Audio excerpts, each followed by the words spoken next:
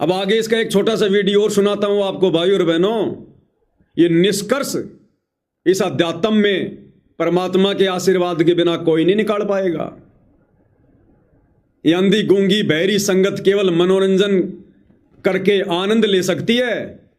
ये वहां पर क्या भोगते हैं, क्या चिल्लाते हैं, गधे की तरह क्या रेंगते हैं इस स्टेज पर खड़े होकर, ये संगत को कुछ नहीं पता। अब आगे क्या कह रहा है ये पता है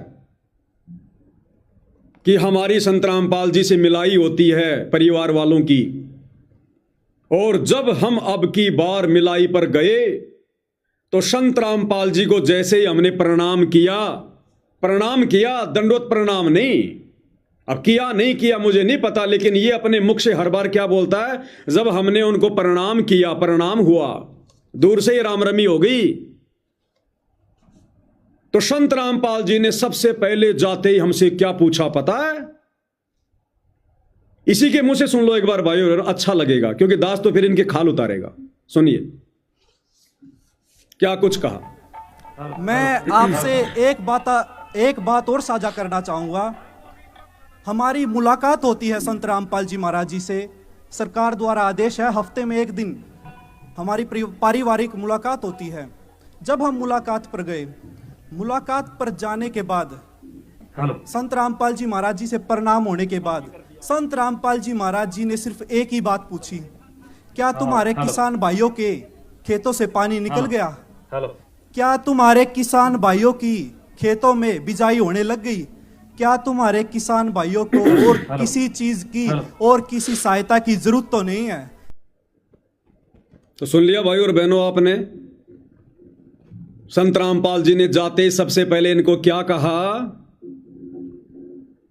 कि तुम्हारे किसान भाइयों के खेतों का पानी उतर गया, तुम्हारे किसान भाइयों के खेतों में बिजाई हो गई, क्या तुम्हारे किसान भाइयों को किसी और चीज की जरूरत तो नहीं? क्यों कहा संत रामपाल जी ने ऐसा? भाई और बहनों, सृष्टि रचना जिसको समझ में आ जाएगी, पूरा अध्यात्म समझ में आ जाएगा। सृष्टि रचना अध्यात्म की जड़ है, मास्टर ऑफ की है। ये परमात्मा ऐसे खेल खेलता है। इस परमात्मा से आप जो कुछ मांगोगे, ये परमात्मा आपको वही देगा।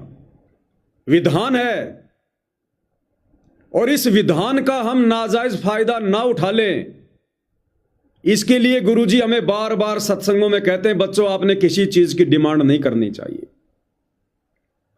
केवल भक्ति की डिमांड करो, भक्ति की, मर्यादाओं की। इस काल लोक की किसी भी वस्तु की डिमांड अपने सतगुरु से कभी मत करना, भूल कर भी। क्यों? क्योंकि इस परमात्मा का विधान है, भक्ति करते करते जो मांगोगे ये परमात्मा देगा। और हम नादान है, बच्चा तो जहर मांग ले, बंदूक मांग ले, बिजली को हाथ लगा दे बच्चा तो। अब सतलोक में क्या हुआ था भाई और बहनों? सतलोक में काल ने 3 बार तप किया, और जो मांगा परमात्मा ने उसको सहज में दे दिया। एक बार तप किया तो परमात्मा ने 21 ब्रह्मांड दे दिए, ले बेटा। दूसरी बार तप किया, परमात्मा ने 5 तत्व 3 गुण दे दिए, ले बेटा।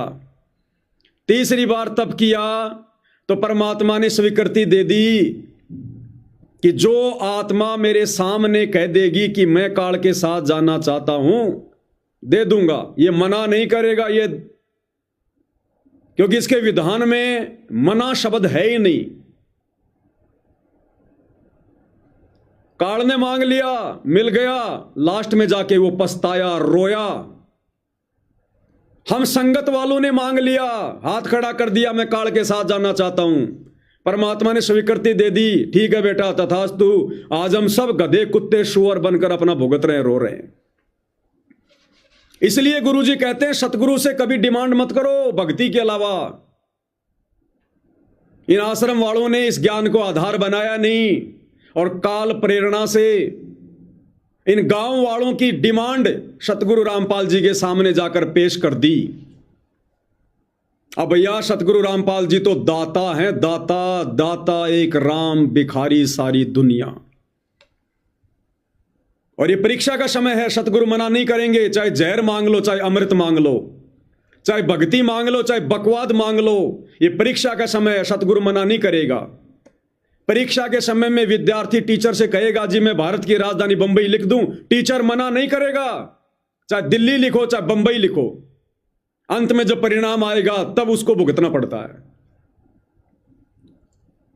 इन लोगों ने जबरदस्ती मान बढ़ाई के चक्कर में आकर, झूठा भाईचारा निभाने के चक्कर में और काल प्रेरणा से, क्योंकि काल बरवाला कांड के बाद से इनकी बुद्धि पर बैठा हुआ है। ये फालतू की डिमांड जो वर्तमान में गुरुदेव से नहीं करनी चाहिए थी, इन्होंने मान बढ़ाई के चक्कर में गुरुदेव से डिमांड कर दी। भैया परीक्षा सबकी चल रही है, फंस गए, ले लिया हल्के में, ले लिया ना हल्के में। अगर ये फालतू की डिमांड गुरुदेव से ना करते तो आज ये नचनियां लेकर नहीं आनी पड़ती, ये गवैया लेकर नहीं आनी पड़ती, ये भक्तों का करोड़ों का दान मोटर पाइप देकर फालतू में बर्बाद नहीं करना पड़ता।